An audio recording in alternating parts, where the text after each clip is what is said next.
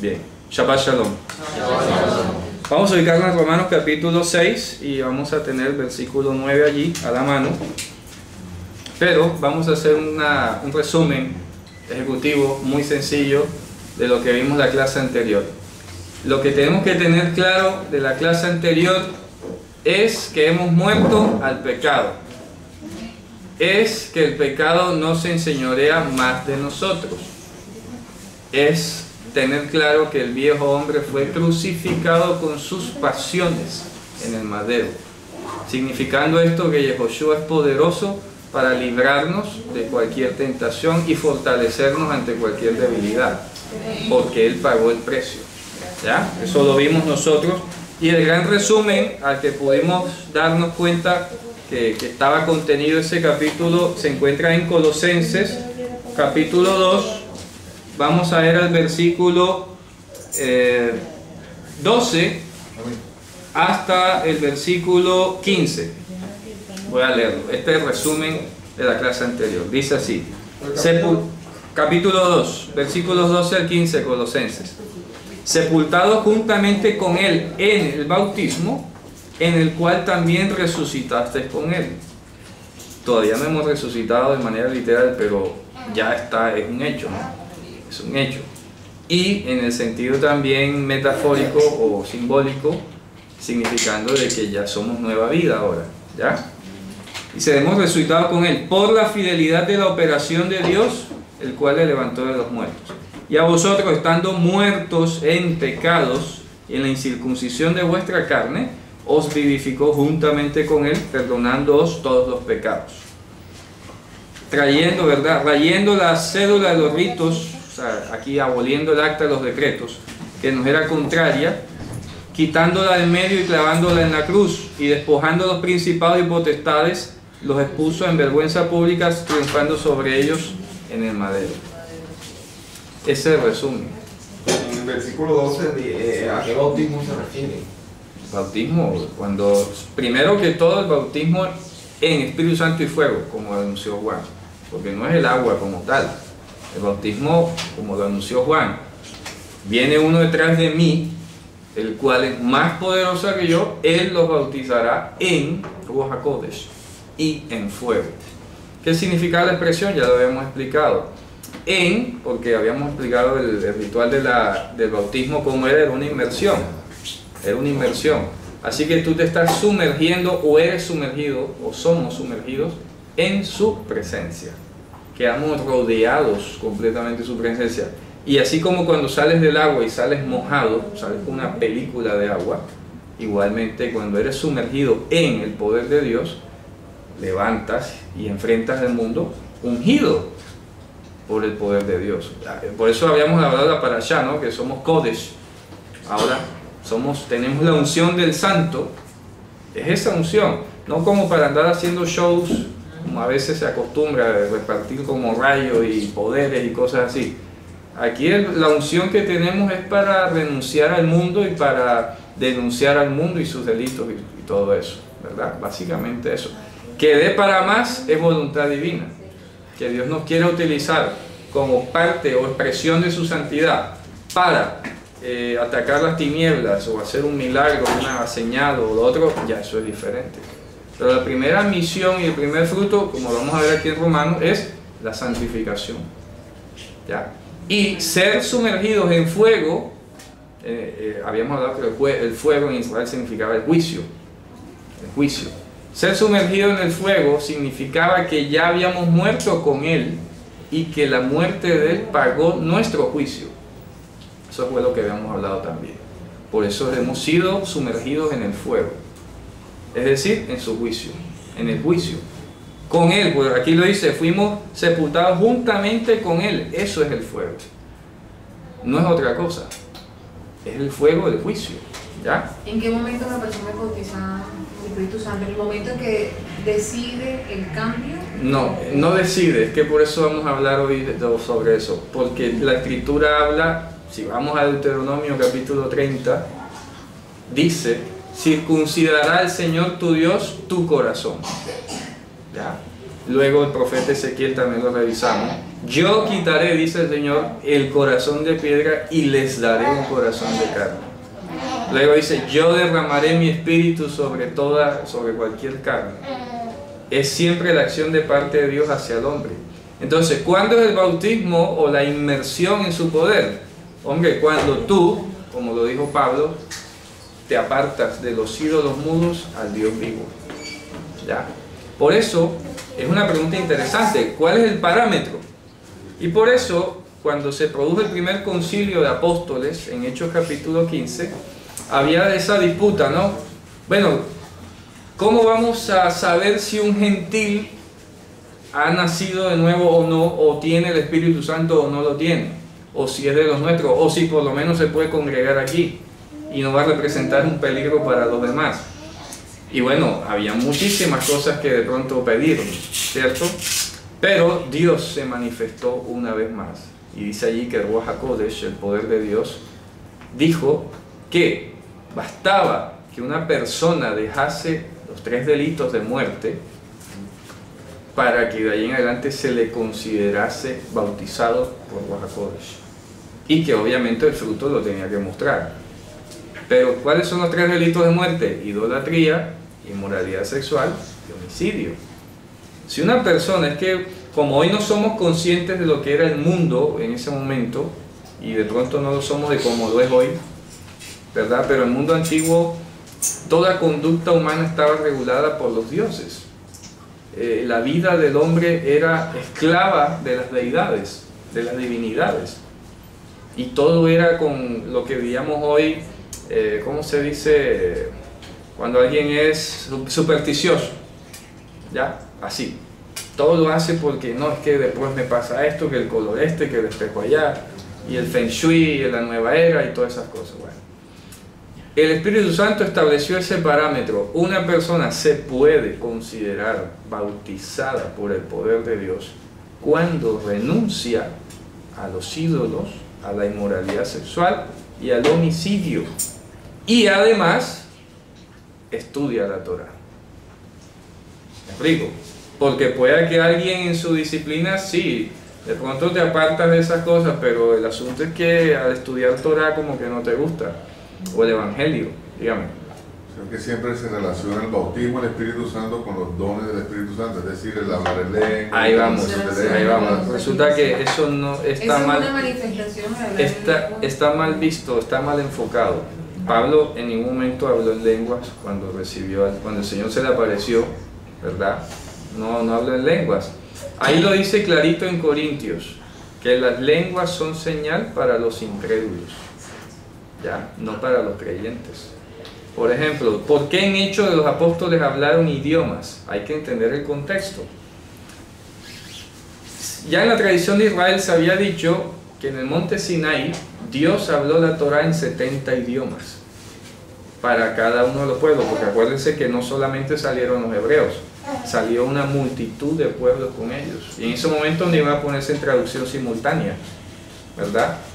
Sino que Dios habló en 70 lenguas la Torah, de todas las naciones que estaban. Es una forma de decirlo, ¿no? Que todos los que estaban ahí entendieron la Torah, y eso enseña además que la Torah fue también para los gentiles.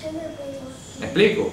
Porque a veces queda la sensación que la Torah solo fue para los israelitas. No, es que acuérdate que en el monte Sinaí no estuvieron solo los israelitas, estuvieron también los gentiles que salieron. Por lo tanto, la Torah también es para los gentiles. Entonces, en el monte Sinaí hubo fuego, hubo estruendos, y hubo este detalle de las lenguas. Dios habló en 70 lenguas, por medio de ángeles, ¿no? Obviamente. En Hechos de los Apóstoles se recrea la misma situación, porque están celebrando la fiesta de Pentecostés, están en el mismo escenario, hay judíos de todas partes del mundo reunidos allí, y hablaron efectivamente en 15 idiomas. Y eran galileos casi que rayando en analfabetas. Y dice, oye, pero estos no son galileos los que están hablando. ¿Cómo les oímos hablar en nuestras lenguas las maravillas de Dios? Fíjate tú, las lenguas que ellos hablaron eran idiomas existentes e inteligibles, certificados por los nativos hablantes de esa lengua. Les oímos hablar en nuestras lenguas las maravillas de Dios. Lo que pasa hoy con esta manifestación de las lenguas angelicales es una doctrina evangélica o de la Edad Media, de la Reforma para acá, no sé, pero no es bíblica. Pablo dice los requisitos para que el don sea reconocido. Tiene que ser un idioma existente, tiene que estar dirigido a un incrédulo, tiene que tener traducción simultánea. ¿Ya?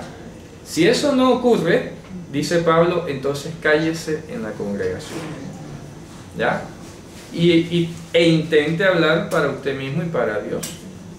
Pero Pablo dijo, yo le doy gracias a Dios que hablo más idiomas que todos, pero en la congregación prefiero hablar 5 palabras con mi entendimiento que 10.000 palabras en lengua extraña desconocida.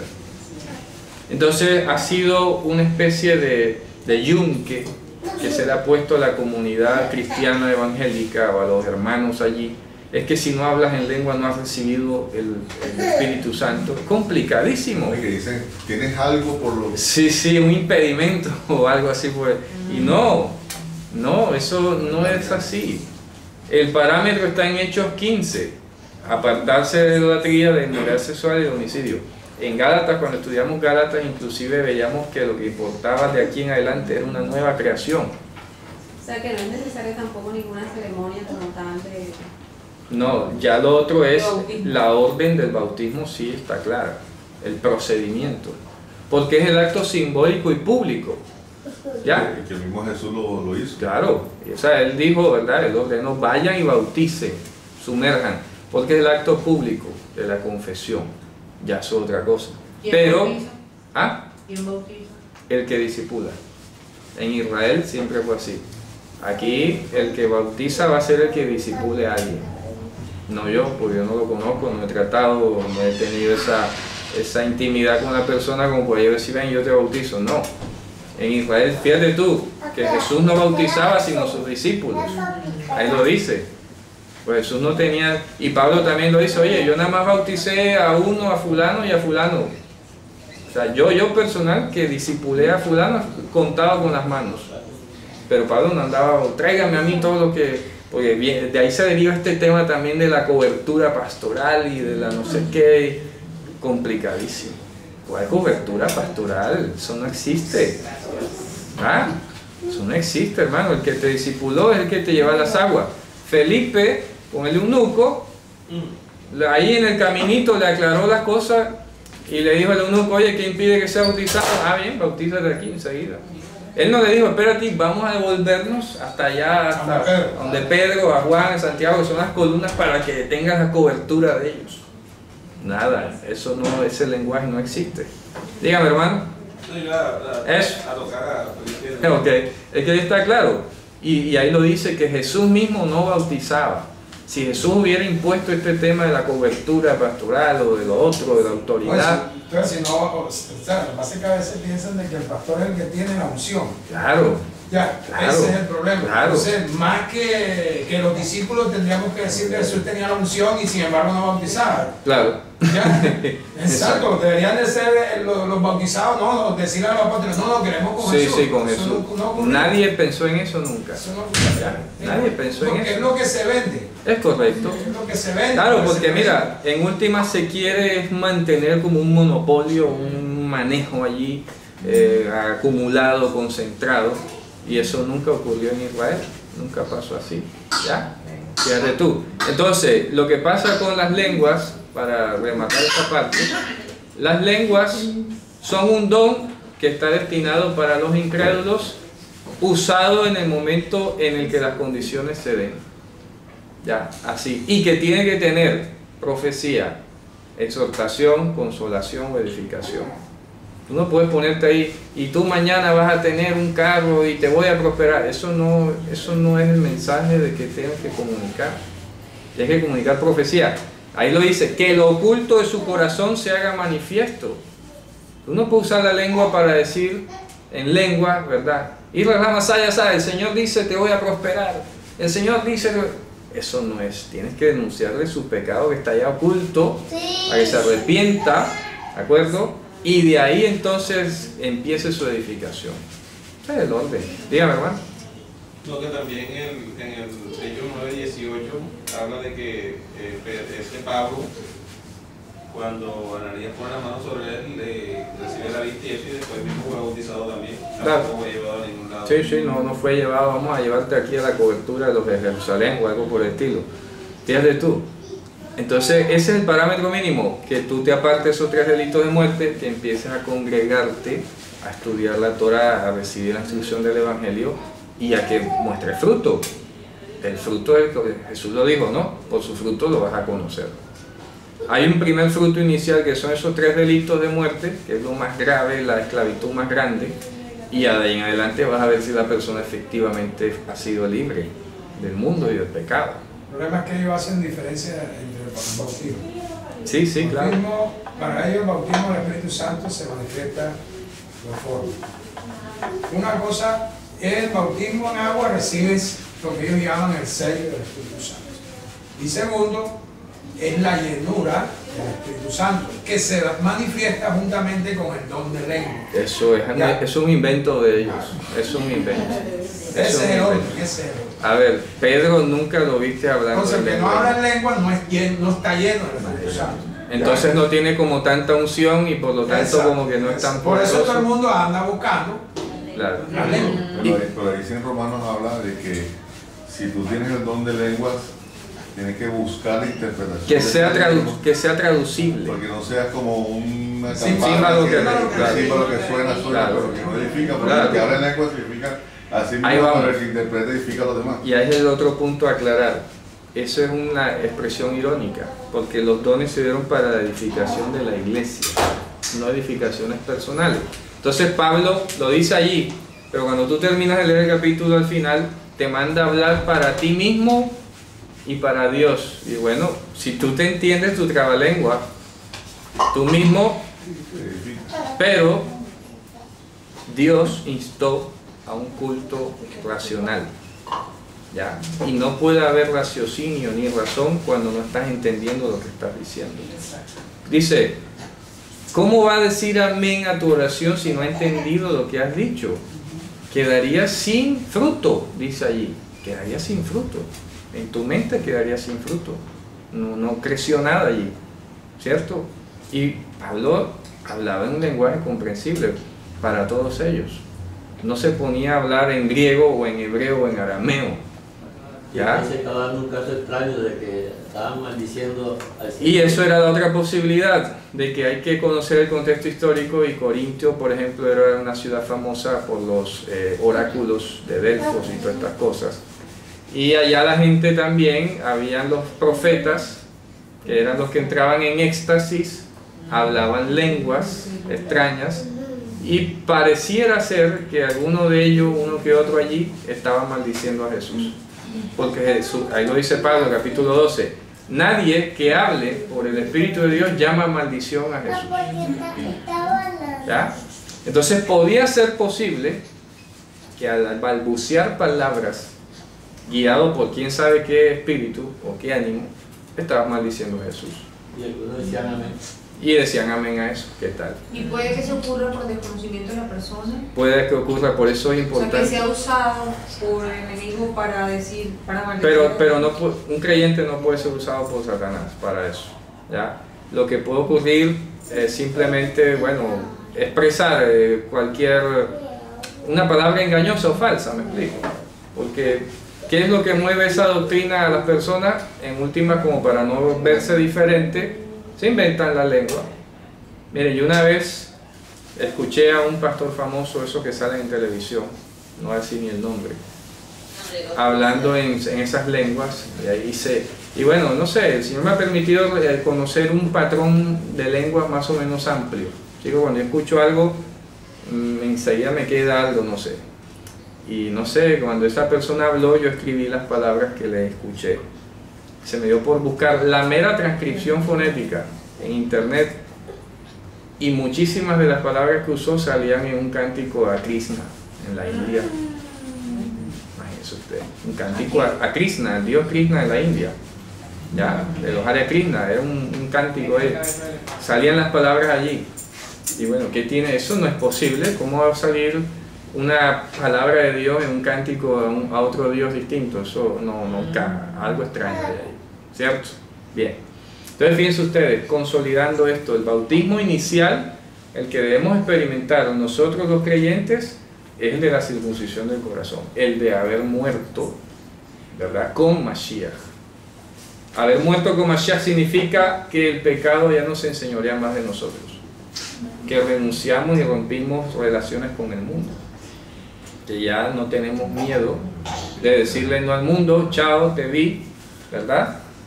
Y al mundo nos da igual, pues dice, el mundo pasa y sus deseos, pero el que hace la voluntad de Dios permanece para siempre. ¿Está claro eso? Entonces, como un signo público de lo que ha ocurrido internamente, es cuando ya viene el ritual de la inmersión, ¿ya? El ritual de la inmersión ya es público, para confesión a todos, y que es importante para afianzar ese compromiso público también. Piensen ustedes que en el judaísmo ortodoxo, cuando una persona se va a convertir al judaísmo, le exigen que niegue a Jesús delante de 10 testigos. ¿Ya? Se lo exigen públicamente. Usted tiene que negar a Jesús delante de 10 testigos aquí. Y si tú pertenecías a una comunidad cristiana o algo y te vas a convertir al judaísmo, te tienes que traer 5 testigos de tu iglesia, que tú los niegues delante de ellos. ¿Ya? Eso es fuerte. Entonces aquí es el colmo en Barranquilla, que hubo gente que pagó 5 millones de pesos para negar al Mesías, porque eso es lo que vale una conversión al judaísmo. Vale entre 5 y 15 millones de pesos, ¿ya? Solo por tener el estatus de que eres judío. ¿Cómo te parece? ¿Ya? Piense usted, entonces, mire lo que dice aquí, vamos a leer el versículo 9 para continuar. Sí, capítulo 6 de Romanos, verso 9. Sabiendo que Mashiach, habiendo resucitado entre los muertos, ya no muere, la muerte no se enseñorea más de él. Claro. Y acuérdense que la muerte viene por el pecado, así que por ende el pecado ya no se enseñorea más de nosotros. ¿Qué significa depresión? Que ya el pecado no te domina. Es como cuando alguien que ha sido drogadicto ha sido desintoxicado y queda bloqueado contra la droga. Igualito aquí en este caso, ¿ya? Igualito. Entonces sigue, porque el haber muerto al pecado murió una vez, mas el vivir para Dios vive, o sea, eternamente. Así también vosotros pensad que de cierto estáis muertos al pecado, mas vivos para Dios en Yehoshua Mashiach nuestro Señor. Hemos muerto para el pecado. Y aquí viene una pregunta interesante que nos va a permitir entender el capítulo 7. ¿Quién es el que está muriendo aquí? ¿El viejo hombre o la ley? ¿Quién se está acabando? ¿O quién se tiene que acabar? ¿La ley de Dios o el viejo hombre? El viejo hombre. Resulta que el capítulo 7 tiene una alegoría sobre el matrimonio, y me atrevo a decir que el 99% de los escritores cristianos concluye que la ley se acabó. Imagínense ustedes, es terrible. Una vez, ¿verdad? Lo vimos, un libro así de un comentario de Romanos de este grueso, y la conclusión era que la ley era la que se había acabado. ¿Ya? Pero fíjese, por eso es importante leer el contexto. Y causa el pecado. Claro, y por eso vamos viendo, el que muere aquí es el pecado, el viejo hombre, la concupiscencia. Todo eso, eso es lo que está muriendo, la Torah no. Eso es lo que nos dominaba. Claro, porque el mandamiento es santo, justo y bueno. El rey David, inspirado por Dios, escribió el Salmo 19 y el 119, una alabanza a la Torah, ¿cierto? A la exaltación a la palabra de Dios. ¿Cómo amo tu ley? Todo el día ya es mi conversación. ¿Cómo va a estar eso anulado? Por Jesús. Si se supone que Jesús es el mismo Dios, que el mismo Dios dio la palabra, entonces él mismo la va a anular. Incoherente, ¿no? Sigamos. Mira el versículo 12, mira que vuelve y lo repite. No reine pues el pecado en vuestro cuerpo mortal para que lo descaiga en su concupiscencia. ¿Ya?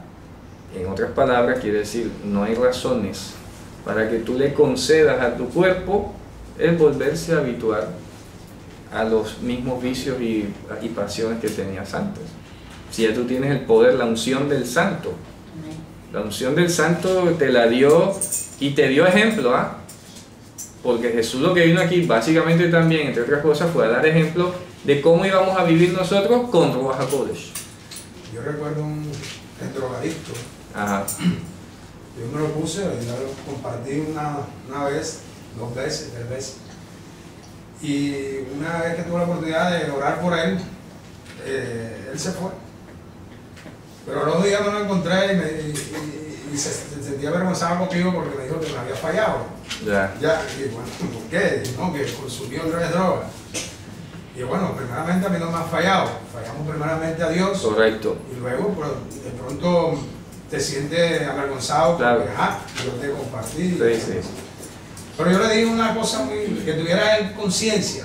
Ya, mira, si tú crees en el Señor Jesucristo y crees que el día que oré por ti, el Señor entró en tu corazón y está en tu corazón, está en tu mente, tú tienes que renunciar a ese vicio que te está dominando. Ese vicio no tiene por qué tener poder sobre Claro, ti. claro.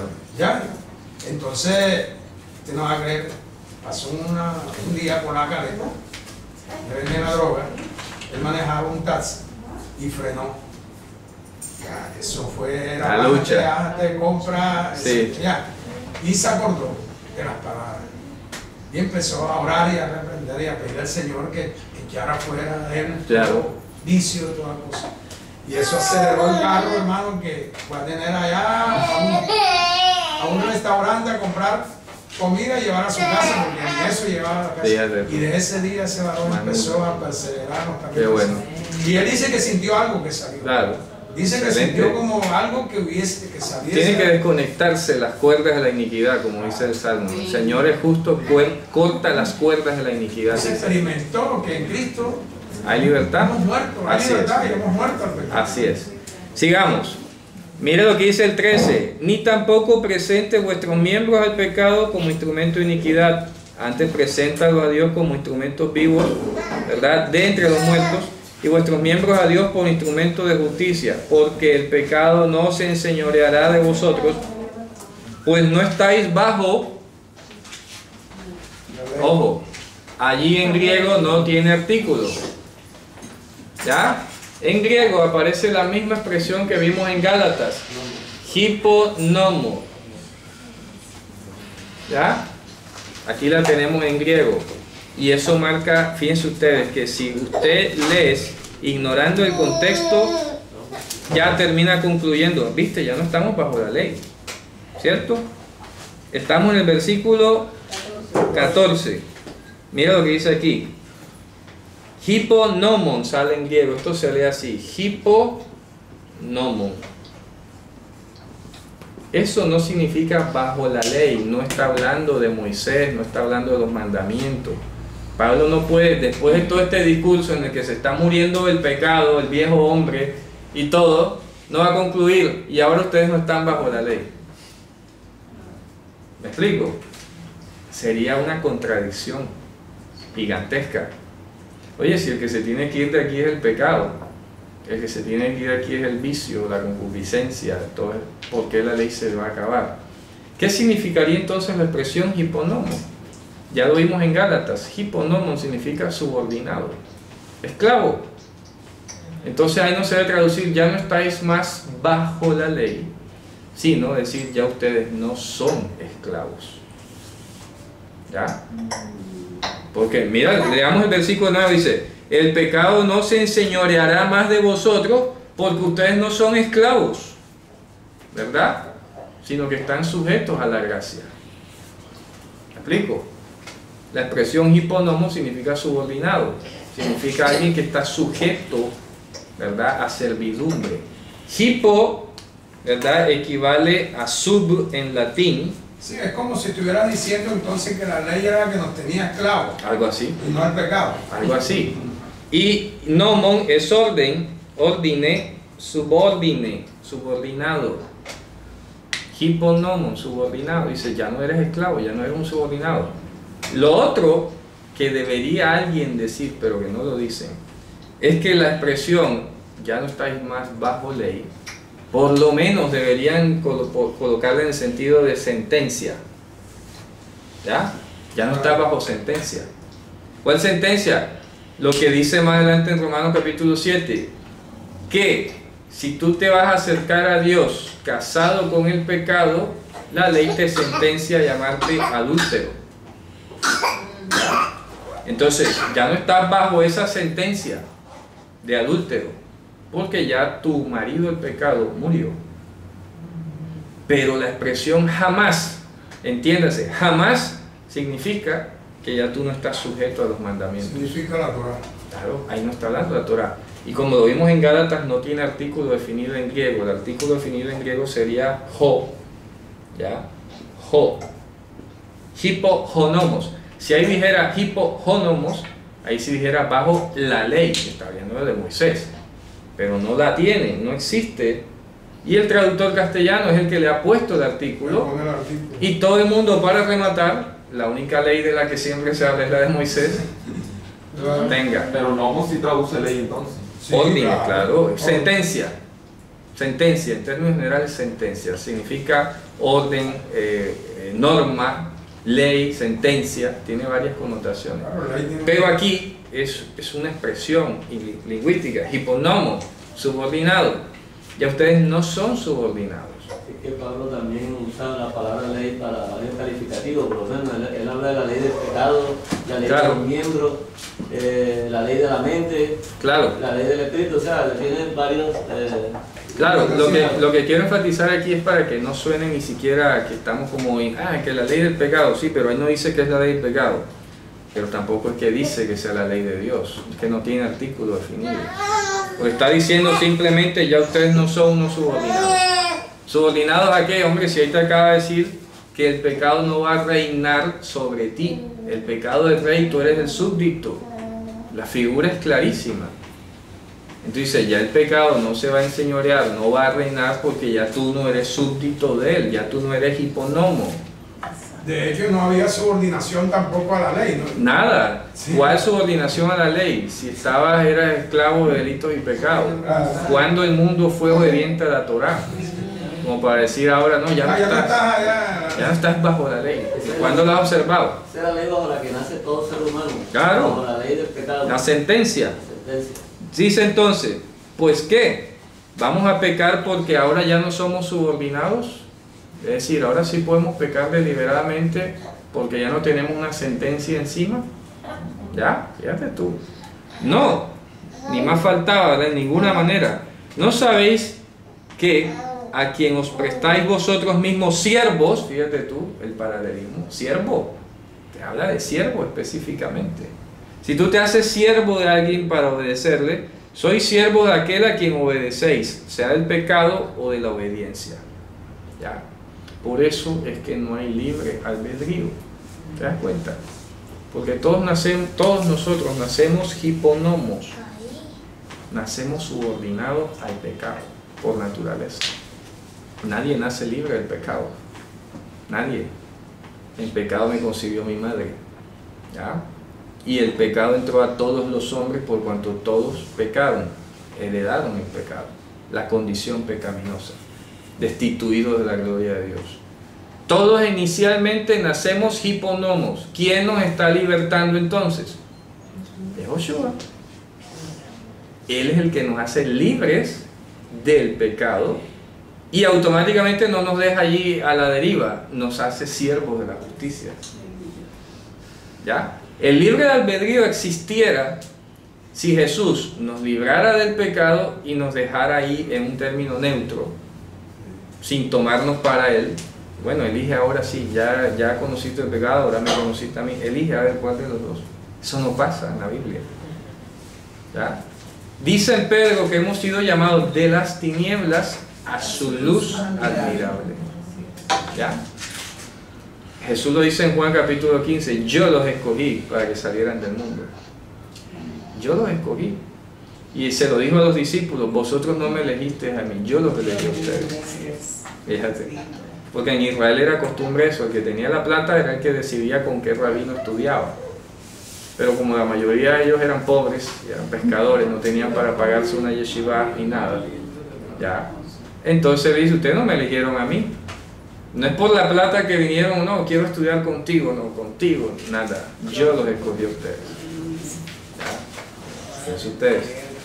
Entonces, Él nos saca de la esclavitud del pecado, de esta subordinación, de este reinado de Satanás, de este reinado del pecado, y nos hace, mira lo que dice aquí, siervos de la justicia. Mira lo que dice a continuación, versículo 17. Pero gracias a Dios, ya, gracias a Dios, dice el verso 17, que aunque eras esclavo del pecado, fíjate, y si vamos al contexto histórico, un esclavo que era una persona sin derechos, sin libertades, sin personería jurídica ni nada, era casi que un objeto y no tenía oportunidad de librarse de ninguna manera, ¿ya? Un esclavo. Así la comparación era, el concepto era literal en ese momento, era perfectamente entendible, ¿ya? Fíjate tú. Entonces dice, empero, gracias a Dios, empieza a decir, gracias a Dios, que aunque eras esclavo del pecado, habéis escuchado de corazón aquella forma de doctrina a la cual fuiste o sois entregados. Sois entregados, voz pasiva, sois entregados. Ahí no dice a la cual ustedes entraron o se entregaron a sí mismos. No, sois entregados. Sois entregados, voz pasiva. ¿Ya? Nosotros recibimos la acción, no la hacemos. Sois entregados. ¿Sí ves? Y el verbo obedecer no existe en hebreo. Existe el verbo escuchar. ¿Ya? Escuchar la voz. Mis ovejas oyen mi voz. ¿Ves? Entonces no es que tú decidas obedecer. Es que Dios te habló y te crió. Y tú conoces su voz. Como las ovejas. ¿Ya? Dice, las ovejas oyen mi voz, porque las ovejas cuando las cría el pastor y las educa, ¿cierto? Le llama hasta por su nombre y la oveja obedece, le viene, pero no porque la oveja decida obedecer, es porque es la reacción natural. Oye y viene, ya. La oveja no hace un proceso racional, lógico, voy a decidir si le hago caso al pastor o no. Ya. Oye y obedece. Ya. Oye la voz y camina. Ya. Eso es lo lógico. Dígame, hermano. La oveja tiene tan mala vista, pero el oído fino. Claro, fíjate tú. Pero ¿de dónde depende eso? De que el pastor la crió. Si el pastor no cría la oveja se pierde. Sí, no lo reconoce. No le oye esa voz. Por eso es que siempre he aclarado que ese cuadrito de Apocalipsis está mal pintado. Que hasta lo venden por ahí en afiches, ¿no? Ponen a Jesús tocando la puerta. Y aquí estoy a la puerta y llamo. Si alguno abre, yo entraré y cenaré con él y él conmigo. Entonces siempre ponen la imagen como que, bueno, si tú no abres, él no entra. Y esa no es la imagen. Primero que todo, no está tocando la puerta. En griego dice, yo llamo con voz. ¿Ya? Y cuando tú oyes la voz del rey, tú no vas a dudar en abrir. La palabra del rey es con potestad. ¿Y quién le dirá qué haces? ¿Qué haces? ¿Ya? Fíjate. Entonces, eso, él no está tocando esperando a que tú le abras, es que él va a entrar. Entonces, han salido todos estos conceptos tradicionales, que Dios es un caballero, que, hombre, ¿cuál caballero? Que respete el libre albedrío. Que respete el libre albedrío. Es que si él se pusiera en ese plan, se pierde todo el mundo. ¿Qué dice Juan? Esta es la condenación, que la luz vino al mundo y los hombres amaron más las tinieblas que la luz. Si Él no nos rescata, ¿qué dice Isaías? Si el Señor no nos hubiese dejado un remanente, como Sodoma y Gomorra, habríamos sido como Sodoma y nos habríamos parecido a Gomorra. Si Él no nos deja un remanente, ¿ya? ¿Te das cuenta? ¿Ya? La reacción natural es que Dios, venido aquí, cualquier humano hubiera hecho lo mismo que Judas. ¿Ya? Cualquier humano habría cumplido perfectamente el papel de Judas. Así que tampoco es como algunos tratan de decir por ahí, es que el pobre Judas fue el que llevó el bulto porque lo escogieron para eso. No, es que él lo era cualquiera, cualquier humano iba a hacer eso. En el momento de la presión lo iba a hacer igual. Lo mismo que hemos dicho, Faraón representaba el corazón de cualquier humano en ese momento. Ni las 10 plagas lograron convencerlo de que estaba en malos caminos o que tenía que reconocer al Dios vivo, porque el ser humano nace esclavo de Satanás. ¿Ya? Por eso dice, a menos que el Hijo los liberte, no van a ser verdaderamente libres. Fíjate tú. A menos que el Hijo los liberte, no van a ser. Y ellos le dijeron, nunca hemos sido esclavos de nadie. Eso creo. Nunca hemos sido, sí, literalmente quizás no, pero es que no sabes, es peor, es que no sabes ni de quién eres esclavo. ¿Ya? Peor. Eres esclavo y no sabes de quién. Fíjate tú. No sabes ni a quién le pertenece. No sabes ni para quién trabaja. Como cuando dice que aquel que miente, hijo del diablo es. Sí, sí, fíjate. Hijo de vuestro padre el diablo. Dígame, hermano. Eso que al final de cuentas sí se lo dice, ustedes son hijos de su padre el diablo. Claro. Sí, por eso, pero ellos no lo sabían. Ellos no lo sabían. Ellos de sí no lo sabían. ¿Ya? Entonces se da cuenta, hermano, que si el Señor no nos deja un remanente, esto sería Sodoma y Gomorra. Se lo dijo al profeta Isaías. El remanente y su palabra. Y eso vale para hoy, vale para todas las generaciones, para todos los tiempos. Es Dios quien te da remanente. Entonces, es Dios quien te hace libre de la subordinación al pecado. ¿Verdad? Mira lo que sigue diciendo. A la cual fuiste entregado. Y mira lo que dice el 18 para que veas que no hay libre albedrío. ¿Qué dice el 18? Libertados del pecado viniste a ser siervos de la justicia. Sois hechos, voz pasiva otra vez, eres hecho siervo de la justicia. ¿Ya? O sea que no quedó un término medio. Tú pasas de tinieblas a luz. ¿Ya? Pasas de la esclavitud del pecado a la libertad gloriosa de los hijos de Dios. No hay un término en el que tú decidas. ¿Ya? Porque no existe. O le sirves a las riquezas o le sirves a Dios. No puedes estar en la mitad, porque no existe el término medio. No hay un punto en el que tú lógicamente raciocinies o razones y digas, me conviene mejor obedecer a Dios. No existe eso. Todos los que hemos sido llamados por Dios, ni siquiera lo tuvimos que pensar. Ni siquiera pensamos eso. Simplemente supimos que estábamos engañados, que íbamos para el infierno y que en ese momento hasta llegó esa película. Pero yo no decidí nunca, en ningún momento. Nadie, es que no da tiempo. Porque esa es la cirugía espiritual que Dios hace. ¿Ya? Entonces no te da tiempo de pensar. Tú estás muerto, ¿qué vas a pensar? ¿Ya? Entonces mira lo que dice el versículo 19. Digo algo como humano, por la debilidad de la carne de ustedes, que así como para la iniquidad presentaron los miembros, para servir a la inmundicia y a la iniquidad, así ahora para santidad presentéis vuestros miembros, para servir a qué cosa? A la justicia. La santidad. Sencillo, ¿no? Dice, porque cuando fuiste siervo del pecado, eras libre respecto de la justicia. ¿Ves? O estás esclavo del pecado, no obligado por la justicia, ¿cierto? Porque estás obedeciendo a otro. Aquí lo está diciendo, es que aquí no hay término medio. No hay término medio. Porque cuando eras esclavo del pecado, libre era de la justicia. O sea, no practicabas la justicia de Dios por ningún lado. Ni estabas obligado ni te importaba. ¿Ya? Así es sencillo. Entonces no hay término medio.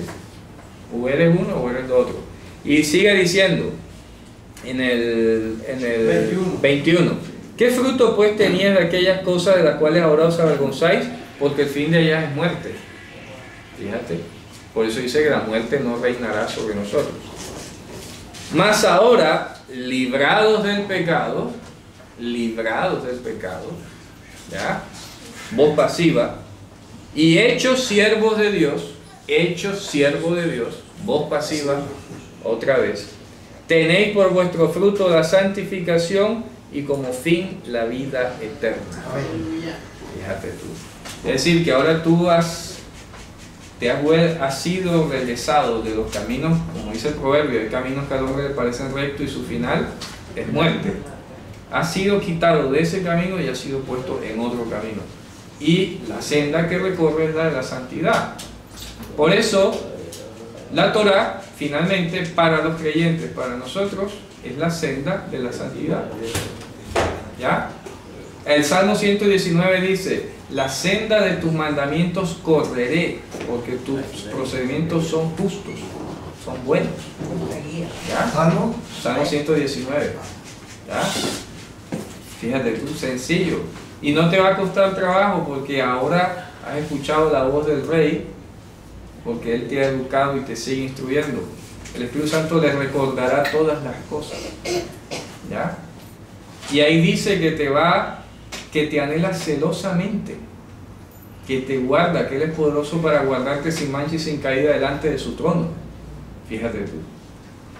¿Ya? Todo lo hace Él. Entonces hay veces que al principio tenemos ese miedo, ¿no? Ay, y si peco, que no tengas miedo. No tengas miedo. ¿Ya? Dios te dice, no les va a venir una prueba que no seas capaz de soportar, y si pareciera insoportable, Él da la salida. Entonces no tienes que tener miedo. Eso sí, haz lo que te dice el Señor que hagas. Hágalo. ¿Cierto? Por eso tiene que haber voluntad. No es voluntad, tienes que hacerlo. Simplemente, no es voluntad. Simplemente tienes que, la confianza. No es voluntad, sino confianza. Confianza. Sí. ¿Me explico? Sí, porque la voluntad Por ejemplo, esfuerzo humano y no lo tenemos. Y no lo tenemos. Por ejemplo, es como el proceso educativo aquí, es como cuando tú vas a enseñar a un niño. El niño no tiene voluntad de obedecerte. Él confía en ti. ¿Me explico? No Por ejemplo, como lo dicen, cuando tú tiras al niño, eso lo vi hace poco, tú tiras al niño hacia arriba y él se ríe, porque él confía en ti. Claro, sí es. Ya. Es confianza. No hay inseguridad. No hay inseguridad en él. ¿Sí ves? Entonces él no razona, ay, no me tires porque de pronto me dejas caer. No se pone a razonar. Eso es la confianza. Eso es la confianza. Ya ves. Entonces, si Dios le dijo a Josué, pon el pie en el río, confía, porque va a tener miedo si Dios es el que le está diciendo eso. ¿Ya? Entonces, ahí vamos, el ejemplo. Si la Torá ordena en los proverbios que hay que reprender a los niños o algo, repréndelo sin miedo, que no se va a traumatizar, que no le va a pasar nada. Dios es el que lo está diciendo, ¿cierto? No tienes que tener miedo. Por eso en hebreo, cuando hablamos de confiar en hebreo, y también pasa en español, la palabra confianza está asociada a una sensación de seguridad. La seguridad es una sensación. Cuando el Salmo 115 dice, Israel confía en Hashem, lo que está diciendo es, no tienes por qué sentirte inseguro en Hashem. Es lo que está diciendo. No es porque tengas tú que apelar o decidir confiar. Lo que te está diciendo el Salmo es, no hay razones para que tengas miedo. No hay razones, tírate. ¿Ese verbo en hebreo cuál es? Bataj. Confiar. Bataj. ¿Qué significa? Eso, sentirse seguro, la sensación de seguridad. Es sinónimo. Sentirse seguro es sinónimo de confianza. Claro, es correcto en hebreo así. Betaj. Cuando dices betaj, liftoach, es eso. No tienes miedo. Fíjense usted, yo me quedo asombrado. Las ovejas caminan en el borde del precipicio y en su cerebro no tienen conciencia de que allá hay que se pueden matar ni nada. Ya, ellas van ahí. Las cabras monteses escalan las montañas y ellas no tienen en su mente que se van a morir o se pueden caer ni nada. Y olvídate de la gravedad. Ya, eso no existe. Por eso que el Salmo dice que hace mis pies como de ciervo. Claro, claro. No tienes miedo, no tienes miedo. Y es lo que más repite Dios en la Biblia: no temas, no temas, no temas, no tengas miedo. No volveréis a ver estos egipcios. Claro, ya esto pasó, tranquilo. Es el miedo, porque es que, acuérdense que Satanás hizo su trabajo, ¿ah? Satanás le metió el miedo a Adón y dijo, es que el día que Dios te envíe te va a matar. ¿Ya? Dios no quiere, el día que te coja te mata. Y así no fue. Fíjate tú que Adán no murió, ¿cierto? Físicamente no murió, como un rayo que le cayó encima. Dios le dio una promesa, una esperanza. Tranquilo, te tengo que echar, vas a morir, sí, pero yo te resucito. ¿Cuál es el problema? ¿Cierto? Por eso le dice, el que pierda su vida por causa de mí la va a hallar. Y el que la trate de conservar negándome es el que la va a perder. Eso entonces no es voluntad, es confianza. Si te das cuenta la sutileza, y es diferente la cosa. Es confianza. Ok, entonces concluye el 22. paga del pecado es la muerte. El 23, sí. Porque la paga del pecado es muerte, mas la dádiva, el don de gracia de Dios es la vida eterna en Yahushua Mashiach, nuestro Señor. Amén.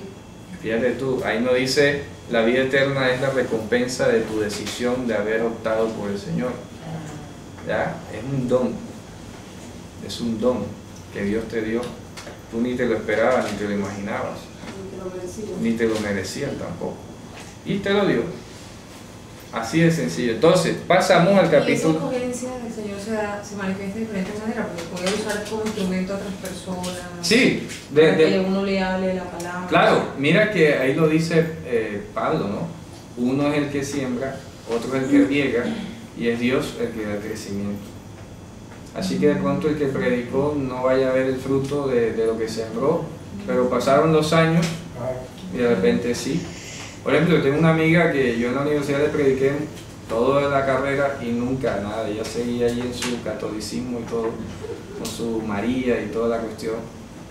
De repente se fue para el Brasil y un día cualquiera me escribió por Facebook: Eddie, ya ahora entiendo lo que tú me decías. Bueno, qué bien, fíjate. Genial, ¿cierto? Así. Tuvo la experiencia. Sí, exacto, por allá yo ni me di cuenta, quién sabe quién le predicó, cómo fue que Dios la llamó, no lo sé, pero ahí está la semilla, y yo fui hecho partícipe de ese prodigio. ¿Me explico? Que hablamos de gloriarnos en el Señor. Yo fui hecho partícipe de ese prodigio, por eso es el predicar, porque ahí vienen, y entonces cuando hablamos de la elección de Dios, algunas personas dicen: entonces ¿para qué predicar si Dios es el que elige? Oye, es que Dios quiere que tú seas partícipe de esa alabanza. Predica. Es lindo saber que tú contribuiste, fuiste hecho parte, no contribuiste, fuiste hecho partícipe de eso. Eres testigo de eso, del llamado de una persona. Por eso hay que predicar. Que si no da fruto, bueno, sabes que quedó convicto y punto. Ya, ¿cierto? Entonces miren, vamos a ver cómo estamos de tiempo. Estamos bien. Todavía aguanto un poquito. Vamos a entrar al capítulo 7. ¿Hay alguna pregunta final que quieran realizar? ¿Está claro? ¿Quedó claro el asunto? Entonces miren lo que dice a continuación. Y ahí es donde viene la alegoría que pone, el ejemplo que pone el matrimonio. Fíjate tú. Ignoráis, hermanos, porque hablo con los que saben de ley. Ahí no tiene artículo en la primera parte.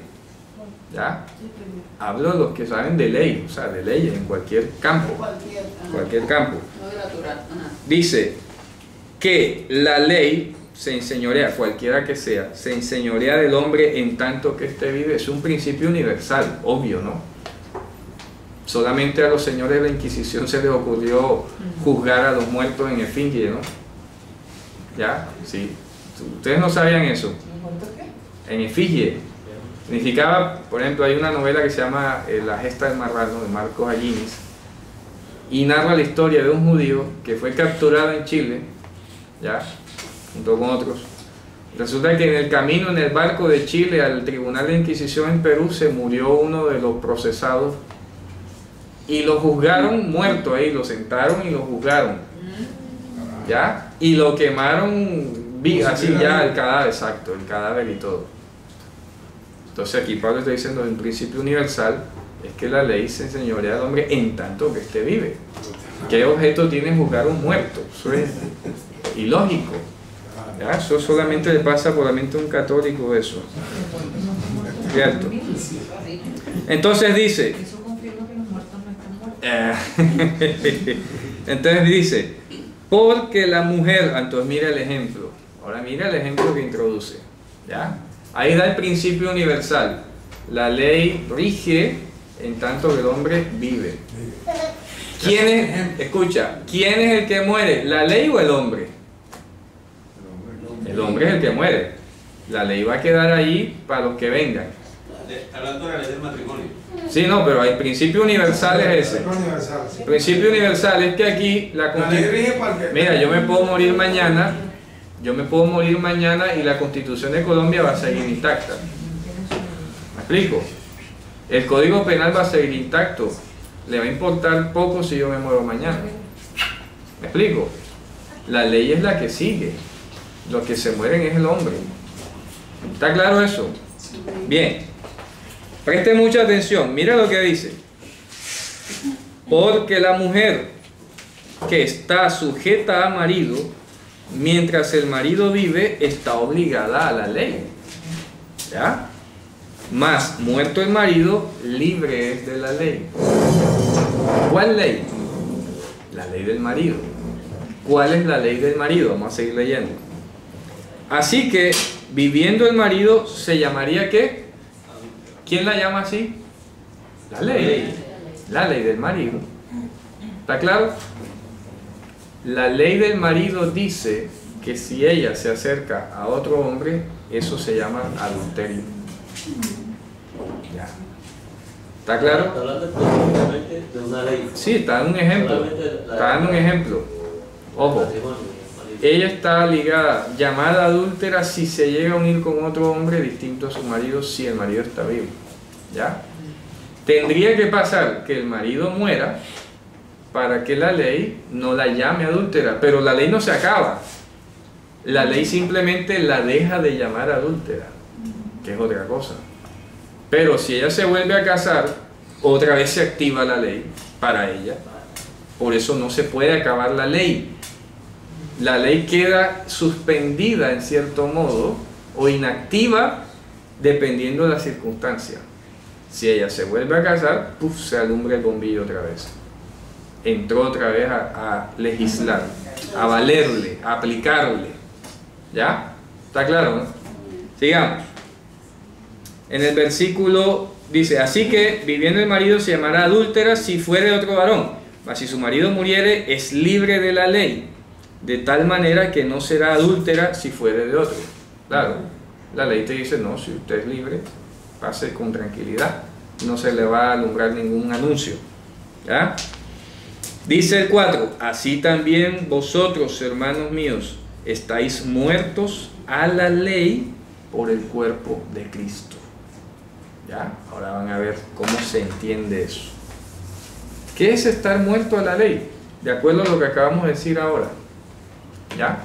Miren, yo siempre he puesto este ejemplo, presten mucha atención. Esto se parece como si fuese un detector de metales. Esto es la ley. Y aquí viene la mujer con su marido. Y aquí hay otro hombre. Si esta mujer, estando casada con este hombre, quiere desplazarse hacia otro hombre, aquí se alumbra un letrero que la llama adúltera. ¿Está claro? Porque tiene un pacto aquí con su marido. Si ella se acerca a otro hombre, se alumbra el letrero, adúltera, adúltera, adúltera. ¿Ya? Cuando dice que estamos muertos para la ley, ¿quién es el que murió? ¿Murió la ley o murió el viejo hombre? O murió el pecado. Murió el pecado. Pudiera ser Entonces, ¿cuál es la conclusión? Que el marido de nosotros en este ejemplo se llama pecado. Pecado, el viejo hombre. Ese es el marido de nosotros. Si ¿y este otro hombre quién sería? Dios. Este otro hombre es Dios. Si tú, estando casado con el pecado, sujeto al viejo hombre, siervo del viejo hombre, sumiso al viejo hombre, quieres sostener una relación con Dios, ¿eso cómo se llama? Adulterio. Ya. Claro, la Torá te llama adúltero. ¿Qué dice Santiago? Oh almas adúlteras, ¿no sabéis que la amistad con el mundo es enemistad contra Dios? ¿Qué ves? Entonces, el error de los comentaristas cristianos en general ha sido pensar que la que se acaba es la ley. ¡Qué error garrafal! Porque entonces estás mandando el mensaje de que tú sigues casado con el pecado y te puedes acercar a Dios. Porque ya nadie te va a decir adúltero. Nadie te va a juzgar. Ya no hay juicio. Sí, ya Sigamos pecando. no hay juicio, ya no hay ley. Ya estás libre, ya moriste para la ley. No entiendo por qué terminan diciendo la ley murió. Si lo que está diciendo ya tú moriste para la ley. ¿Qué de ti fue lo que murió? El viejo hombre, con sus concupiscencias, con sus vicios. Ese era el marido que teníamos nosotros. La ley va a seguir allí siempre, para ti y para los que vengan detrás de ti. La ley no se tiene por qué acabar. Nunca se va a acabar. ¿Ya? Y aquí está Dios, que es el otro varón. Y vamos a seguir leyendo para que comprueben. Dice: así también vosotros, hermanos míos, estáis muertos para la ley, por el cuerpo de Mashiach, para que seáis de otro, a saber, del que resucitó a los muertos, a fin de que fructifiquemos para Dios. Porque mientras estábamos en la carne, o sea, en matrimonio con el pecado, ¿cierto? Los efectos del pecado, que eran a pesar de la ley, corrija, porque fíjate tú, la traducción es malévola. La traducción te sugiere que era la ley la que hacía que el pecado tuviera efecto en ti. ¿Sí o no? Léanlo ahí ustedes, léanlo. Porque cuando estabas en la carne, la influencia del pecado, que era por la ley, imagínate, obraba en nuestros miembros llevando fruto para muerte. Eso se llama sacrilegio. La ley es la que nos tienta al pecado. Eso se llama sacrilegio. Uno pensaría que antes de Moisés recibir la Torá en el monte, ya no es para vida, sino para muerte. Ellos estaban bien. Como que estaban inocentes. Estar mal, bueno, de que Dios le dio en el monte algo así. La ley. Algo así. O sea que no, aquí está diciendo a pesar de la ley. O sea que, y es lo que dice Romanos 8 más adelante, que la ley era débil por nuestra condición de carne, era débil. O sea que no podía cumplir el propósito para el cual había sido diseñada, porque esta carne era súper rebelde. ¿Ya? Y que se hizo necesario que Dios enviara su poder, su espíritu en nosotros, para que ahora sí, la justicia de la Torá se cumpla en nosotros, que no andamos conforme a la carne, sino conforme al Espíritu. ¿Sí ves? O sea que la Torá no alcanzaba, ahí trataba de canalizar esta carne humana, pero nada, le quedaba difícil. El hombre siempre se andaba saltando el cerco, ¿ya? Y Dios dijo, esto no puede seguir así, voy a mandar aquí un refuerzo a la Torá. Por eso el profeta Isaías dice: Adonai estará complacido por causa de su justicia, y él engrandecerá la Torá y la hará sublime. Pero eso no lo leen. La profecía de Isaías. Pero así no está dicho. Claro. No, así dice, pero la literación dice de otra manera. De pronto dice otra cosa en español. Sí, sí. Pero en hebreo dice así: Hashem hafetz leman titko yagdid torah veyadirah. Hashem estará complacido por su justicia. Él engrandecerá la Torá y la hará sublime, la hará poderosa. Recordamos el texto porque eso lo hemos visto aquí. Creo que 42:20, ¿no es? Sí, y lo hemos corregido infinidad de veces. Sí. Sí. Léalo. Como el 42:20, algo así. Salmo. No, Isaías. 42:21. Eso. Voy a leer como está escrito literalmente en español. 42:21 de Isaías. Adonai se complació por amor de su justicia en magnificar la ley y engrandecerla. Bueno. Y entonces, usted hermano lo lee. Hashem se complació, no se estará complacido por su justicia. Por amor de su justicia. Él engrandecerá la Torá. O sea, él la justicia. Él engrandecerá la Torá. Él es la justicia. O sea, él engrandecerá. ¿Quién es él? La justicia. Tzedek, en hebreo. Tzedek es masculino, porque la justicia de Dios es Yehoshua HaMashiach. ¿Está claro? Es la justicia de Dios, quien es Yehoshua HaMashiach, el que iba a engrandecer la Torá y hacerla poderosa. ¿Ya? Fíjate tú. Hashem hafetz leman tzidko yagdid torah veyadirah. Y eso se está cumpliendo en Romanos 8. Veanlo ahí. Mira lo que dice aquí en el versículo 3. Porque lo que era imposible para la ley, por cuanto era débil por la carne, Dios, enviando a su Hijo, quien es su justicia, ¿verdad? Enviando a su Hijo en semejanza de carne de pecado, y a causa del pecado condenó al pecado en la carne. No a la ley, condenó al pecado, no a la ley. Siga, ¿para qué? Para que la justicia de la ley se cumpla en nosotros, que no andamos conforme a la carne, sino conforme a su poder. Claro, a la ley le quedaba difícil, ella, la letra escrita ahí sola, no lograba transformar la conciencia humana. Se necesitaba una regeneración del no bastaba la norma. No bastaba. Entonces se necesitaba el poder de la justicia de Dios, que es Yehoshua, para que ahora sí la magnificara, la hiciera claro, más poderosa. más poderosa. Claro que sí. Sigamos. Entonces lo que está diciendo, ¿verdad? Aquí en el versículo 4, estamos en el 4, en el 5. Mientras estamos en la carne, los efectos del pecado que eran a pesar de la ley, fíjate tú, obraban en nuestros miembros dando fruto para muerte.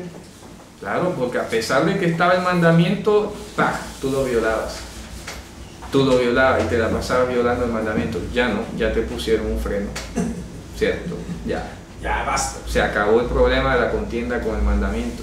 Ahora te deleitas obedecerlo. Dice, ahora estando libres de la ley, ¿cuál ley? La que te llamaba adúltero, ¿cierto? Habiendo muerto aquella en la cual estaba detenido, para que sirvamos en novedad de espíritu y no en la antigüedad de la letra. ¿Sí ves? En la antigüedad de la letra. ¿Qué significaba? Antigüedad de la letra era no tener el Espíritu Santo. Eso es la antigüedad de la letra. Ahí no se está soslayando el valor de la Torah. Lo que se está diciendo es que la mera letra no te transformaba. Ahora la novedad del Espíritu, que es esa misma letra pero escrita en tu corazón, que es lo que dice el profeta Jeremías. El nuevo pacto, ¿en qué consiste? Pondré mi ley en su mente y la escribiré en su corazón. Es eso. Para que anden en Repíteme esta parte, este último texto. Dice, para que sirvamos con la novedad del Ruach, del poder de Dios, y no con la antigüedad de la letra. Antigüedad de la letra significa no tener el Espíritu Santo. No hace referencia a que la ley, la letra como Torah, sí, que está vieja, obsoleta o algo así, no. Por eso sale, perdón, pregunto, de ahí sale el principio de que la ley entonces, como está obsoleta, es la nueva ley del Espíritu, sí. El que vive. Wow, qué confusión tan impresionante. De este texto es el que sale esa doctrina. Claro. Repítelo, por favor, para. Mira, por eso hay que entender. Desde el 6, desde el principio. Mira, por eso es que hay que entender. Despacio, por favor. Todo lo que venimos hablando, Mira que claro, aquí está clarito que el marido de nosotros era el viejo hombre, éramos esclavos del pecado, no se les olvide, y que si nos queríamos acercar a Dios sin dejar esto, íbamos a ser llamados ¿qué? Adúlteros. Es decir, la ley dice, lo que entiendo es que pero ahora somos libres de la ley, o sea, el contexto viene hablando de la ley de ¿qué? Del adulterio. Del adulterio, claro, del principio general del adulterio. Que es el principio prácticamente. Libres de la ley significa no que la ley dejó de operar. Libre de la ley significa que a ti se te quitó el impedimento de acercarte a otro. Ya. Pero la ley no se acabó. Claro, es que no es claro porque se toma en referencia al matrimonio. Claro. En tanto se toma como referencia al matrimonio. Por eso, es que es el mismo principio. Es un principio universal, es un principio general, repito. Aquí la ley sigue. No te vaya a llamar adúltero si tú no te acercas con otro. Pero la ley está ahí. Es como, es igual, le voy a dar un ejemplo. Si tú no fumas, ahí te puedes escribir con letras de neón no fumar, que eso a ti no te mueve, eso no es para ti porque tú no fumas. ¿Me explico? Pero la ley tiene que estar ahí para el que fume. Ya, tú no tienes ese vicio. Para que tenga esa debilidad. Claro, me explico. La ley tiene que estar ahí. Es que porque yo no fumo, entonces quíteme ese cartel de allí. No. ¿Me explico? Dígame, hermano. Es como el semáforo. Si tú no te vuelves al semáforo y tú respetas las luces del semáforo, tú puedes llegar a un semáforo y eso no te afecta a ti. Claro. El problema está por el que viole las normas de tránsito. Claro. ¿Cierto? La ley nunca te va a castigar y te va a poner un comparendo, pero si tú eres de lo que te andas jugando, claro que te va a castigar. Claro. Entonces, repito. El capítulo que estamos estudiando aplica para el matrimonio y para la relación con Dios. Es correcto, claro que sí. Es que por eso es la misma analogía, va de lo literal a lo espiritual. Una analogía. Funciona de manera análoga. ¿Ya? Análoga, es una analogía. Entonces, si tú vienes casado con el pecado y te vas a acercar a Dios, te llama adúltero o almas adúlteras, amistad con el mundo, pecado, ¿ya? Y dice entonces, vamos a repetir el versículo, el 6. Mas ahora estamos libres de la ley. ¿Qué significa? Ya murió el pecado. Murió nuestro marido, el viejo hombre. Ya la ley no nos va a llamar adúlteros. Pero la ley no se ha acabado. ¿Ya? La sensación psicológica que da eso es increíble. Porque es que si tú no te metes prácticamente en el sabor idiomático de esa palabra, libre de la ley. O sea, libre precisamente de la acusación de la sentencia. De la sentencia que se te viene haciendo por la transgresión de la ley. Es correcto. Ya me explico. Entonces, libre en ese sentido. El mandamiento siempre va a estar ahí. Estar allí. No para recordarte, hacerte memoria. De lo que es correcto. De lo que es correcto y a la vez de dónde te libró. Claro, así es. Ya entiendes, en la condición en que te encontrabas y cómo ahora en la justicia del Mesías es que somos libres de esa sentencia. Totalmente. Entonces dice, eso es ser libre de la ley. Dice, para que sirvamos con la novedad del Espíritu, es decir, con el don del Espíritu Santo, y no con la antigüedad de la letra, o sea, bajo el antiguo sistema. El sistema del Antiguo Testamento, hay que decirlo, en el Antiguo Testamento las personas no tenían el Espíritu Santo como lo tenemos hoy nosotros. Simplemente venía sobre ciertas personas en épocas específicas. ¿Ya? Y reposaba, dice, y reposó el Espíritu sobre tal, pero después se iba. Y reposó otra vez y se iba. No habitaba de manera permanente. ¿Cómo podríamos traducir despacito para que haya armonía en ese texto del literal, del versículo 6? Bueno, y te digo, es que ahí no hay problema de traducción, el problema es la comprensión de la figura. Porque del texto de la lingüística en español nunca podremos profundizar como lo estamos haciendo ahora. Mira, está diciendo libres de la ley. ¿De cuál ley? De la sentencia, de que te van a llamar adúltero. Hay dos cosas. Primero que todo está diciendo, ojo, la ley te va a aplicar si estás vivo, por un lado, y la otra es que se muera el marido. Son dos condiciones que tú tienes que tener pendiente. Entonces aquí había dos opciones para que la ley no te aplique, pero lo que queda claro es que la ley nunca se acaba. ¿Sí me explico? Eso es lo que queda claro. O sea, la ley está allí. Para que no te aplique tienen que pasar dos cosas, o que tú te mueras o que muera tu marido. Pero la ley no se acaba. La ley está allí, incólume, está ahí, firme. Para que no te aplique la ley, o mueres tú o muere tu marido. Pero la ley no se acaba. Eso es la estructura del discurso que está haciendo. Ahora yo tengo una pregunta con base a eso. ¿Qué es el matrimonio? ¿Es el ritual? O sea, ¿qué es el matrimonio? No. Bueno, en Israel, inclusive en la Mishnah, se tenía como matrimonio, y aquí lo hemos hablado ya, cuando una persona daba el dote y los padres de la novia recibían el dote, ya ahí se consolidaba un matrimonio. La otra opción era que tuviesen una intimidad los novios, ya se consideraba un matrimonio. Y la otra era el rito como tal, de la ceremonia, con testigos. Habían tres formas de matrimonio, ¿ya? Digamos de hecho, por dado de la dádiva o por el ritual formal como tal. Porque la palabra dice que por así la persona conoció claro, a fulano, conoció a fulano, ese es su esposo, su marido, su mujer. Ya. Hacía referencia a eso. Sí. Lo que pasa es que aquí le llaman. No, es que ahí viene el problema. El problema aquí. No. El problema es la. Pero, o sea, siguiendo la analogía, o sea, porque es que en realidad ahora eso es. Oye, sí. Claro. La pregunta es, o sea. No, pero es que hay que enseñar. No. Lo que pasa es que hay que enseñar. Claro, que digamos dónde va el caso, porque o sea, a uno lo que le enseñan en el matrimonio es cuando la ceremonia no recibe la bendición. Claro. ¿Ves? O sea, de que partiendo del hecho, ¿cómo se sabe si tú estás incumpliendo la ley? O sea, partiendo del hecho que es el matrimonio. Claro, ahí ya lo sabe. O sea, el matrimonio está consolidado de esas tres maneras. Ya, eso, lo que pasa, el problema del cristianismo en parte es que le llamó fornicación a cuando dos novios reconocidos públicamente, se acostaron. Le han llamado a eso fornicación. ¿Me explico? Y bíblicamente no se llama. O que matrimonio. viven pero no se han casado. Exactamente. ¿Cómo lo O que llamamos? viven en unión libre y no se han casado, Eso. están en fornicación. Eso no se llama fornicación. O sea que dos personas que no se han casado, que viven hace muchos Están años, casados, están son un casados. matrimonio. Son un matrimonio. No dice que son casos morales. Basta 2 o 3 testigos. Y se conocen. Ya. Una pregunta, y con respecto al matrimonio, si dos personas están casadas y se separan, ¿Por qué se separan? Es la pregunta. supongamos porque ya sea el hombre o la mujer, cualquiera de los dos. No es fácil. Lo que pasa es que la primera pregunta que hay que establecer enseguida, ¿son creyentes los dos o uno de los dos? ¿Cómo es la cosa? Si uno no fuera creyente y el otro sí, se separan.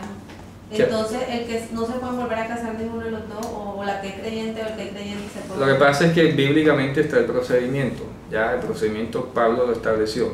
Si el incrédulo es el que no consiente en vivir, sepárese y ya. Y el creyente se puede volver a casar sin ningún problema. ¿Ya? Y la otra es que siendo dos creyentes reconocidos, uno termine demostrando que no lo era, haciendo adulterio. Ahí el creyente, Siendo infiel. claro, y siendo infiel, entonces el creyente tiene la libertad de divorciarse y volverse a casar sin ningún problema. ¿Ya? Porque va a pagar los platos rotos del otro, o sea, eso no tiene sentido. ¿Sí me explico? Eso es práctico. Eso es lo bueno de saber, digamos, el contexto cultural. Y lo que estamos viendo aquí es que de hecho, aquí no se señaló que hubo ceremonia de matrimonio con el pecado. Es que nacimos casados con el pecado. De hecho, matrimonio, de hecho, No se hizo una ceremonia, vamos a casar. a fulano con el pecado, no, es que ya viene casado. Vienen casados. Esta es una unión marital de hecho aquí. ¿Ya? Bueno, Dígame. En el artículo, en verso 6, perdón, pero ahora estamos libres de la ley. El artículo, ahí lleva a artículo. Sí. Claro, vamos a buscarlo. Mira, en el 7.6, ¿verdad? Dice, ni de cater apo tu nomu, claro, y tiene artículo definido perfectamente. Tiene artículo definido, Claro. pero se refiere a la ley, no de la Torah. Ojo, libre para la ley, no de la ley. Ah, ¿Ya? ¿Me explico? Estás libre para la ley. Sí, la ley no te va a sentenciar por eso. Claro. Ojo, eso es importante. Es lo que- Ahí donde está, inclusive, es importante esa parte gramatical expresarla, porque una cosa es con genitivo y otra es con artículo definido. Claro. Ya, porque si se dice de, entonces quedamos vinculados absolutamente de ella. No, es que no, mira, la cosa no hay que generalizarla, no nos vamos a concentrar. Estamos hablando de una imputación, de un cargo. Ya, te van a imputar el cargo de adúltero si te vas a acercar a Dios conviviendo con el pecado. ¿Ya? ¿Cuándo vas a estar libre de la ley? Repito, ¿cuándo vas a estar libre de esa ley? Cuando tú te mueras o cuando muera tu marido. Ya, simple, la ley nunca se va a acabar. Tú eres el que mueres para la ley no muere para ti. ¿Me explico? Tú eres el que mueres para la ley o tu marido, pero la ley sigue allí. Claro, ¿ya? Entonces, libre de la ley significa muerto para la ley, ¿ya? Porque el que murió fue tu marido. Pasa que lo complejo, lo difícil aquí un poco es porque Pablo no dice abiertamente quién es el marido aquí y quién es la mujer. Entonces, el pensamiento tradicional cristiano cree que nosotros estamos casados con la ley y que la ley era el impedimento para acercarnos a No Dios. tiene sentido. correcto, ese es el planteamiento que han vendido. Claro, Ok, esa es la primera impresión. El primer supuesto Claro. del desarrollo. Ahora, lo que queremos es desvirtuar ese presupuesto, pero literal y lingüísticamente. Vuelvo y te digo, las dos premisas del primer verso te lo aclaran. Son los verbos rectores, hablándote Así en es, los derecho. verbos rectores. Los verbos rectores aquí son los dos principios rectores. Es que la ley va a estar vigente si tú vives, ¿ya? O si tu marido está vivo, en caso de que estés casado. Son las dos formas en que te va a aplicar la ley, pero la ley va a estar allí siempre. En ningún momento aquí se está sugiriendo que la ley se va a acabar.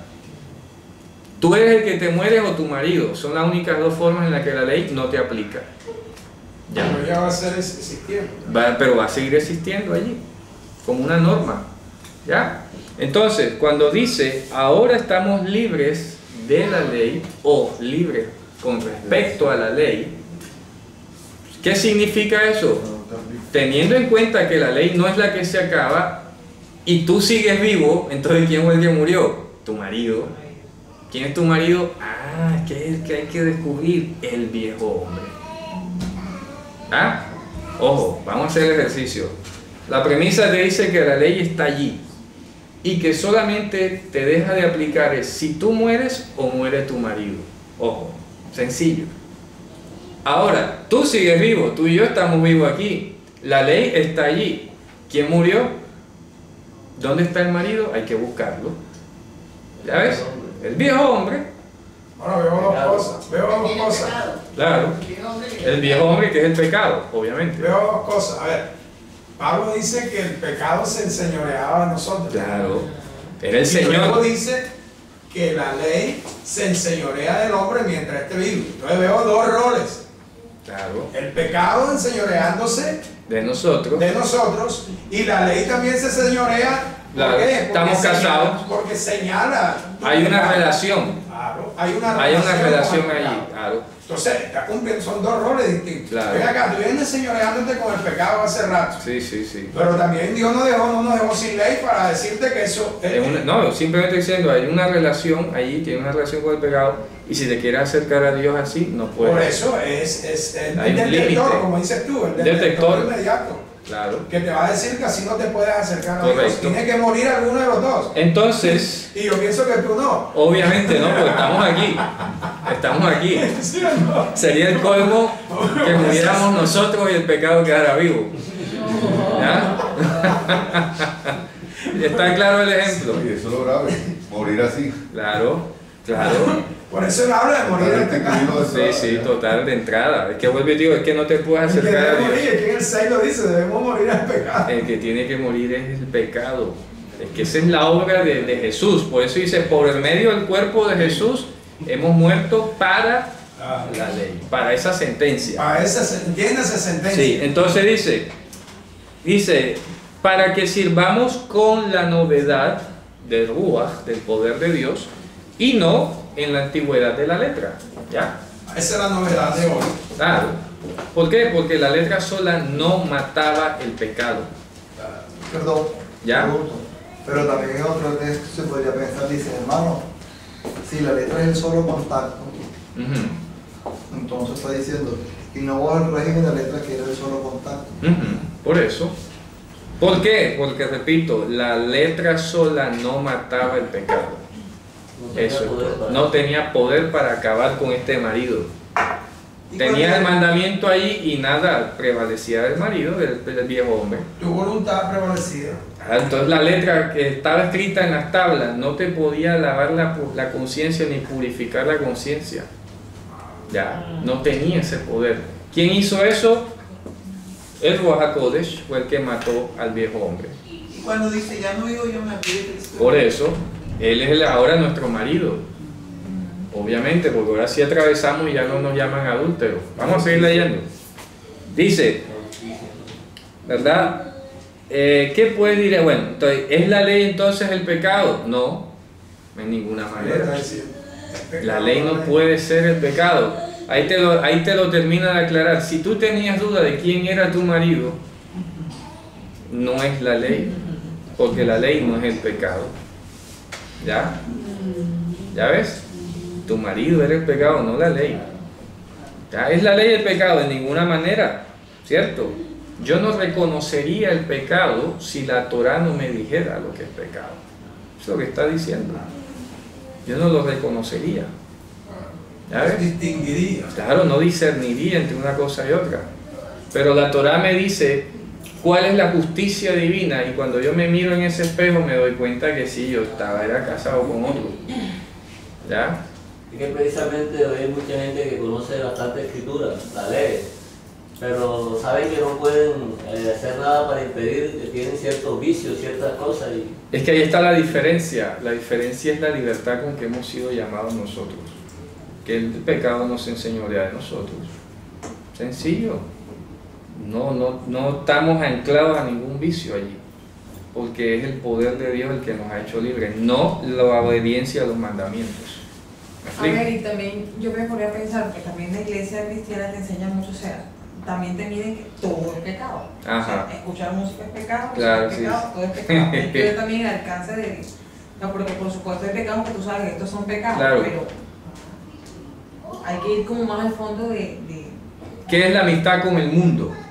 Es que ahí está. Por eso es que hemos hablado que la palabra amistad en hebreo tiene que ver con hacer un acople perfecto, ser uno con el mundo. ¿Ya? Entonces, sí, asociarse para cometer algo, un objetivo, para cumplir un objetivo junto con el mundo. Entonces, el problema ha sido ese que, como lo hemos hablado desde casi que empezamos, se han puesto parámetros humanos de lo que es la santidad y no los de Dios. Entonces eso tiene un efecto peligroso, que lo comentamos el otro día, porque a la hora que tú te des cuenta que violaste ese parámetro humano y no pasó nada, vas a verte potenciado a violar el que sí es de Dios, porque no, mira, no pasó nada y ahora puedo violar, y ahora violas el de Dios y te da igual, porque te pones un parámetro que te desmotiva también, tratando de agradar claro. a los hombres, y cuando Dios ni siquiera está poniendo eso. Sí, ni por ahí, ni por Y ahí. es por eso que muchas personas, digamos, no se acercan así porque piensan que es difícil seguir a Es, Dios. es correcto, claro. Entonces lo que estamos haciendo con eso es alejar Alejar. acercarse. Es correcto. Es que eso es lo que te dicen en la iglesia cristiana, seguir a Dios no es fácil. No, es que aquí se está... Sí, es verdad, porque Es que tal cual lo dicen así. No, es que aquí estamos diciendo lo contrario. Coge fíjate. tu cruz y cárgala. Aquí estamos Sí, diciendo lo te lo contrario. ponen como... Una cosa tediosa, difícil. Sí, Aquí tienes el poder de Dios para que hagas, mejor dicho, y pisotees el pecado. ¿Ya? Esto es lo que estamos diciendo hoy. Tienes el poder, la unción del santo. Eso, Para que vosotros el pecado no se siga enseñoreando. claro, tenemos la confianza en Él, ¿verdad? Oye, es que lo que necesitamos, claro, lo que necesitamos más que todo es discernimiento Es correcto, espiritual. claro, Ya, porque el Ruach es el que nos va a enseñar la santidad. claro. A última, él es el que nos va a enseñar Sí. la santidad. Y que tiene que ser armónico a su palabra, porque es que aquí lo peligroso es la subjetividad. Y la subjetividad hay que reducirla a su menor expresión. Mira, es que ¿qué pasó con la iglesia reformada? La iglesia reformada quedó sin mandamientos. A tú anular los mandamientos de la ley, tú quedas sin mandamientos. Claro. Entonces, Cada quien en su propia opinión. Entonces cada uno quedó en su propia opinión, Claro. o concepto o precepto. Sí, y sí. ese es el que impuso. Y eso es lo que impuso, así es. ¿Ya me entiendes? Entonces se mueven por tradición. Se mueven ya por una costumbre, porque les parece que si hacen esto, Sí, o si sí. hacen aquello, es Claro. pecado. Pero la Torá no hay un mandamiento que te regule esa tradición, Claro. o esa costumbre. Es correcto. ¿Pero así por es. qué? Porque ellos mismos se encargaron de decir que ya no estamos bajo la ley. Es correcto. Pero si tú le hablas de un mandamiento, la ley, para hacerlo hoy en día, te dicen que ya no está bajo Sí, la sí, ley. sí, que eso- Pero si tú violas, por ejemplo, que te cortes el cabello, que te pintes o Sí, que... eso sí es pecado. Eso sí es pecado. Y entonces, bueno, llévame a la... No, pero es que estamos en la ley de Cristo. Pero muéstrame lo que está escrito, porque la Torá dice en detalle Claro. cada mandamiento cómo debe Claro, hacer. claro. Entonces la ley del pastor, más Yo me bien. acuerdo cuando me conocí al Señor, o fui conocido por Él, yo veía que las mujeres no podían cortarse el cabello, ni las puntas. Y entonces yo decía, bueno, ¿y dónde va a llegar el cabello entonces si no se cortan las puntas? Hoy vi en un video una niña con un cabello que llevaba hasta el piso, Dios mío. Claro. Pero entonces no veía yo un mandamiento en la Torá Sí, sí. o en el Evangelio que Claro, dijera en tal ninguna cosa. parte dice En eso. ninguna parte. Claro. Eso. Sin embargo, eso se volvió una norma, Claro. ¿ya? Una ley. Una identidad Una ley, pero de hombre y no de Dios. hombre y que no edifica ni aporta nada. Dígame, hermano. Dígame. ¿Ya está clara la cosa? No está clara. Para mí no. No está clara, hermano. Vamos a dejarla para la próxima, porque ya se acabó el tiempo. Hay que entender, repito, el principio. La ley estará allí. Hay que descubrir quién era el marido. El marido era el pecado. El pecado es el que ha muerto. ¿De acuerdo? El pecado es el que ha muerto. Y nosotros vivimos ahora para Dios. Amén. Amén. Para la próxima le damos una nueva edición. Shabbat Shalom.